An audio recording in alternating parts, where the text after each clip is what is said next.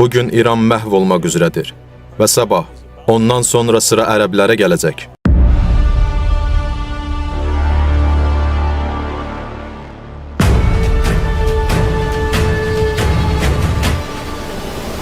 Ey Rəbb, onları yer üzündə bir əlamət ver. Onlara göstər ki, bu rəhbərlər şərdir. Bu şər alimlərdən və ya dünya liderlərindən birini ifşa et və bunu ictimai bir qalmaqala çevir və ya onlardan birinin qəfil ölməsinə səbəb ol ki, bu insanlar inansınlar. Allah Teala buyurub, zalim bir qılıncdır.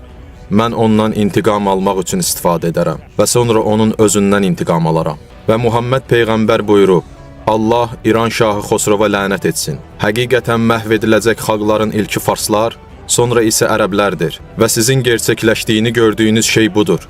Beləliklə, bugün mənə çatdırılması əmr olunanı çatdırdım. Allahım, sən şahidsən ki, mən